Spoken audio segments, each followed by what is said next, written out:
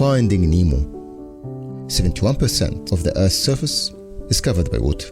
That's a big place to find one fish. A clownfish couple, Marlin and Coral, are about to be the parents of 400 unborn children. However, a prowling barracuda attacks their home. Marlin survives, but Coral and 399 of her eggs are out of sight. However, Marlin sees that the barracuda missed one egg and comes to its aid. He promises that he will never let anything happen to the remaining egg, which he names Nemo because that was one of Coral's favorite names. 6 years later, Nemo, born with a deformed fin due to damage the egg took during the barracuda attack, begins his first day at school and is eager to get going. However, his overprotective father, Marlin, is nervous about letting his son go to school.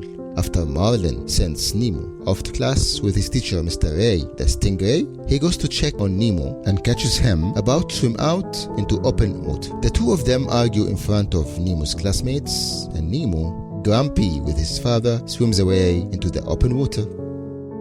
Once there, he's captured by a diver who immediately leaves on a speedboat. Marlin chases after the speedboat, but soon loses it. Asking for directions, he meets Dory, a blue tang who suffers from short-term memory loss. She helps him find out that Nemo has been taken to Sydney, and the two of them travel there on the East Australian current.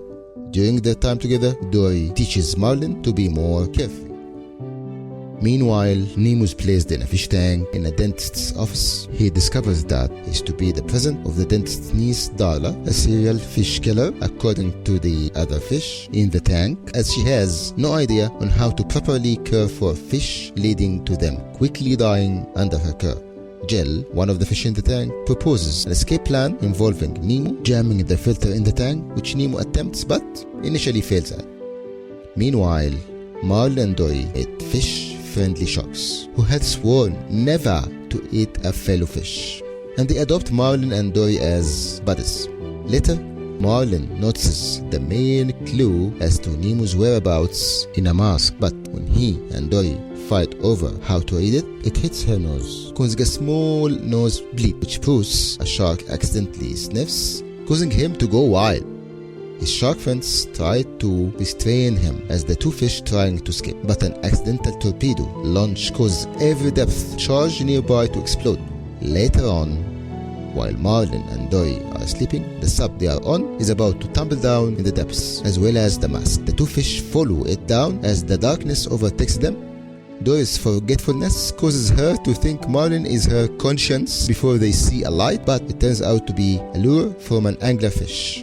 Marlin keeps it busy while Dory tries to read the mask, giving her information which directs them to some place called Sydney. While they were on their mission to find Nemo, Marlin and Dory stop to have a small talk. Marlin explains to her that he could take it from here by himself. He thinks Dory is so annoying when she kept talking to herself and saying P. Sherman 42 Wallaby Way, Sydney over and over again.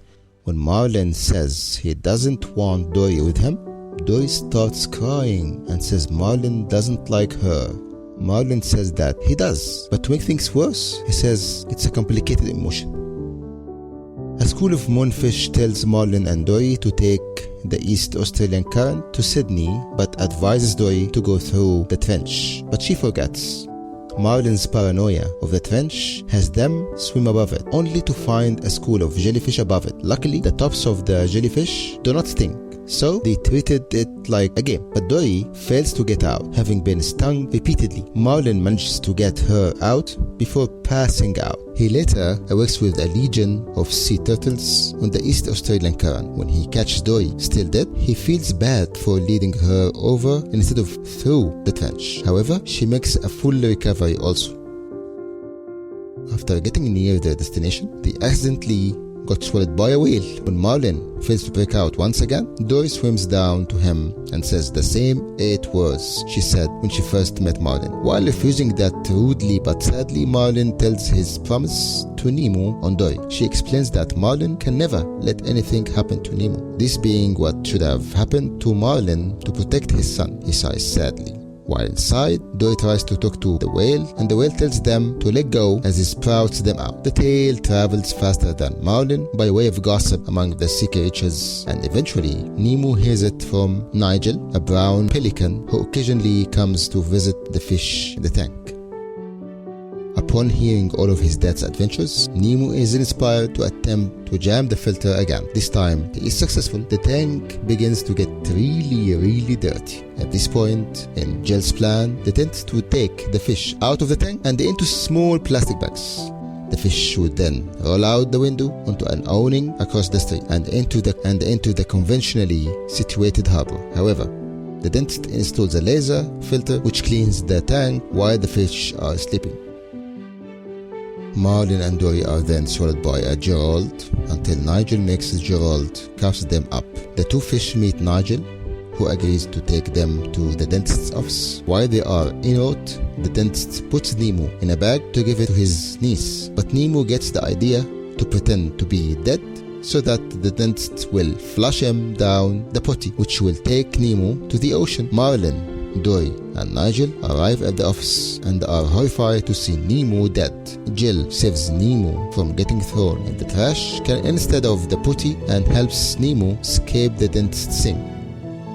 Marlin, depressed, thinking that he broke his promise, determines to go home. Meanwhile, Dory becomes forgetful again until she meets Nemo. When she reads Sydney on a water tube, her entire memory suddenly returns and helps Nemo find Marlin by forcing a crab to tell where Marlin went. With this information, Marlin and Nemo are reunited, but moments later they find that Dory is caught in a fishing net. Nemo has a plan to save her, but Marlin is reluctant to let him go for fear that he will lose him again. Marlin realizes he must let him go, and Nemo's plan succeeds.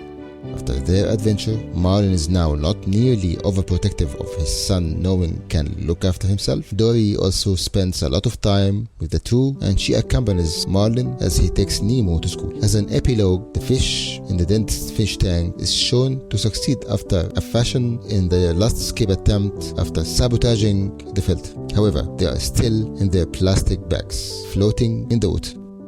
In a post-credit scene, a quivering Blenny overcomes his fears and consumes the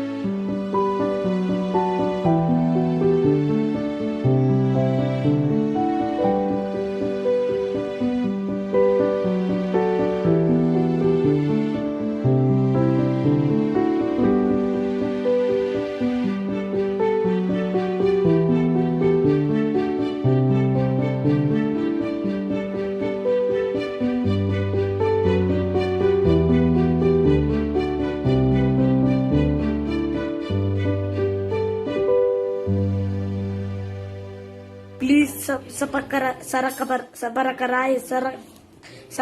whatever.